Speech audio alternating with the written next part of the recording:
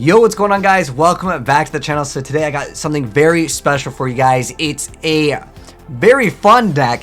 What this is, it's a, I don't know what to really call this, a Gravekeeper Egyptian God LockDown deck. Featuring some new cards that I actually haven't seen any play here on the channel, or just in general, I haven't seen people play this.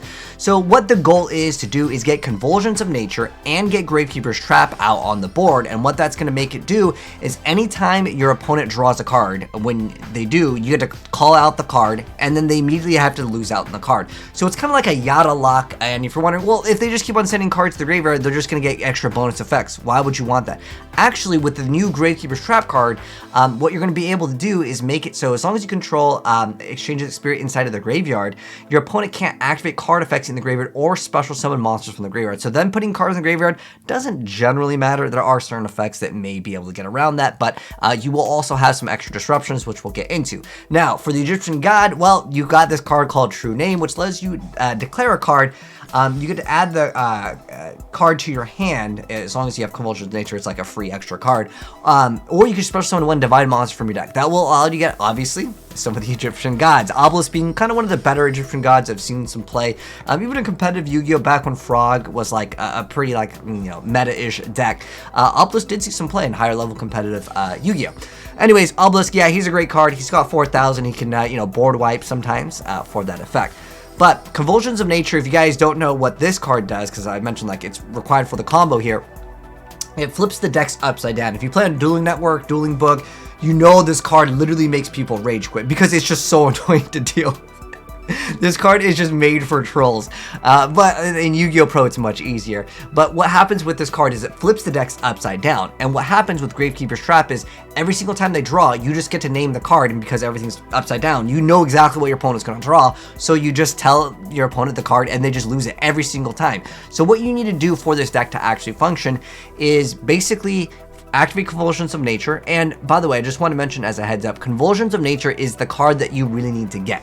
The other card is actually searchable multiple different ways. There's actually a few new cards that we will go over. So Madura the Cestus Oracle, you can discard another Earth Fairy monster, special it, and then you're going to place a Gravekeeper's Trap from your deck face up in your spell and trap zone as a quick effect. And then also you get to banish this card from your field or graveyard, target up to 5 cards in any graveyard, and then shuffle them back. And if Exchange of the Spirit is not on the field or in the graveyard, you can only target up to 3. It's just for recyclability. It's really not that big of a deal for that bonus effect, but it can disrupt your opponent's place potentially, because obviously you're putting everything in the grave. But, you know, again, most of the time your opponent isn't going to be able to get a benefit off of having those cards in the grave, unless they like require X amount of, like, you know, Light Sworn monsters, let's say, for example. Then yeah, okay, then you might want to start putting those back. But there's another card called Archfiend's Oath, which lets you once per turn pay 500 and you get to declare the card name. And obviously with Convulsions of Nature, you're going to be able to guarantee you know exactly what that card is every single turn. Now, going further with Gravekeeper's Trap to make it extra good, because you might be thinking, oh, they can just MST it. Wait, they can't, and I'll get into that in a second. But on top of that, if Exchange of the Spirit is inside of the graveyard, you have that effect of your opponent cannot special summon or activate card effects in the graveyard. And then also, once per turn during the main phase, you get to discard 1 card, add a Gravekeeper monster or an Earth Fairy monster from your deck to your hand. And then during your opponent's draw phase, that's the other part of the effect. But yeah, there's just so much effects to go over, and so I'm just going to play it out with the gameplay here so you guys can understand it. But yeah, Obelisk, one of the better Egyptian gods. Definitely one of the like fan favorites, I would say. I like Cypher the most. Let me know down below, guys, what's your favorite Egyptian god? But like, yeah, I've always liked Obelisk because back in the day, when I'm kind of an OG Yu-Gi-Oh player, like almost every single Yu-Gi-Oh deck was like triple Book of Moon, and because he has that effect where he cannot be targeted, he really was like an OG like boss monster. I know nowadays, you know, it's not as good, but with True Name, you can get it out quite easy. So Convulsions of Nature are going to be really annoying to deal with once again, because that Monarch player, he really might need specific cards to kind of go off, but he's never going to get them. So you literally get to lock your opponent down, and you might be thinking, oh, he just Feather Duster, wait, he's fine now. Wait, hold on, there's something that re-adds back the card. So Convulsions of Nature is already activated once again. They have acquired the Great Sage. This lets him reset the card, and then on top of that, if this card is, where is it, when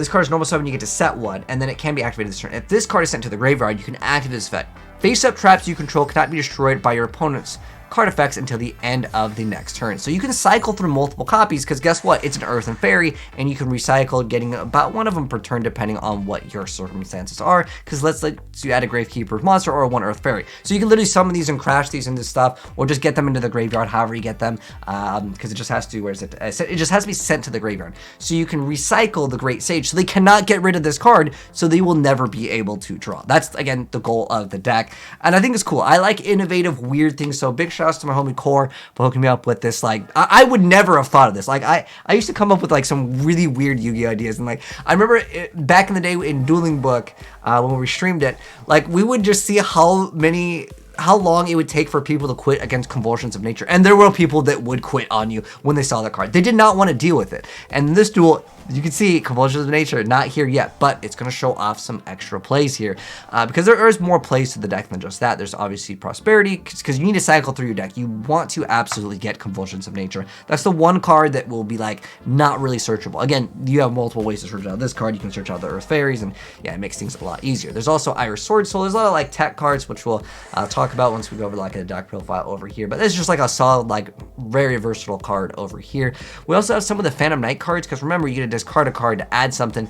So theoretically, like, you can maybe get like 3 negates. You can go for like Titanic Galaxy. You can go for like Fog Blade. There's like a couple negates in the deck, in addition to going for this. But like, don't expect this deck to be like S tier best deck. It's more so a fun deck and just something a little bit different here on the channel, because again, I like showing off innovative stuff. So he's gonna go ahead and dump some cards, get Fog Blade. Fog Blade, obviously very good. Archfiend, oh, he's paying 500. Calling Convulsions of Nature. Unfortunately, it's Fog Blade, but hey, that's still not bad at all. If you start setting, you know, some different Phantom Knights, you can get extra bonus effects. So don't always worry about having the card effect, because Archfiend's Oath is a continuous. You can activate this every single turn. You're basically paying 500 to draw an extra card, or RNG mill one. You know, that's still pretty dang good. So that's great. And you can even make Arc Rebellion if you need to push for damage. Heck, this actually has more damage than Obelisk. So 5200 over here, but you guys saw Obelisk come out earlier. Again, True Name is excellent for just instantly 4K. And obviously this card wanted to take this card, but it's not happening because Fog Blade is going to act as a disruption there. And like I mentioned before, if your opponent does not have an out, they cannot top deck. Literally, as long as you happen to have Convulsions of Nature. But in this duel, where's Convulsions of Nature? It's not even here. We're just RNGing calling stuff. So it's really good to see that the deck can still technically win. I know Skull Servants don't set up the most negates, but the deck definitely needs to be able to, of course, get King of Skull Servants and to get the Skull Servants in the graveyard to get that massive damage. But he's never really going to be able to top deck too well. Now he's got Archfiend's Oath, and there's 5 extra cards that he's going to be getting. Now he's got Convulsions of Nature, and he's going to flip up the Possessed Statue over here. Fantastic new card over here. This lets you add Exchange of the Spirit. You can discard a Fairy Earth Monster, special summon it, and then you get to add Exchange of the Spirit. So that's how you get Exchange of the Spirit, by the way. It's another Earth Fairy, so it works well with the archetype. You can see Dragon coming out, and there's no real top decking in this situation. Now he's got Convulsions of Nature. He's got the Gravekeeper Strap. Every single card that he draws, irrelevant, because he will never be able to use them, and he can't even activate their effects in the grave because, oh well, I can't even click on it. You guys get the idea of the deck. I'm going to give you guys the deck profile really, really quick over here. But yeah, big shout out to my homie Core for hooking me up with, I don't even know what to call this. Someone come up with a title, we'll change it. But like, for now, I'm going to call it like, well, it's definitely Egyptian theme with like Pharaonic Advent. Again, I mentioned this card where you get to tribute a monster, and then you get to actually add any continuous trap from your deck to your hand. Really, really good stuff. Obviously, that's going to be great for your trap. You have multiple ways to search it out. I was even thinking Magical Mallet could be a great addition to this deck, because like your deck needs Convulsions of Nature, and like you can go minus a little bit because Archfiend Oath already lets you go plus. And besides, if you're able to make it so your opponent can be locked down completely, then at that point, well, you've GG'd your opponent because they cannot actually draw. There might be some other cool combos with this, but I like it. It's cool. It's definitely like got the whole Egyptian theme with like most of these like cards, and then on top of it, the Egyptian God just makes it much better. But obviously, yeah, if you want to play more Egyptian gods, go for it. But realistically, even in like some Egyptian god decks, they're only playing like one. But very, very cool, innovative deck. But anyways, if you guys enjoyed this, drop a like on it. If you want to see more cool Yu-Gi-Oh decks in the future and you're new here, subscribe to the bell and you'll definitely see more. And I'll catch you guys in the next video. And I'm out. Peace.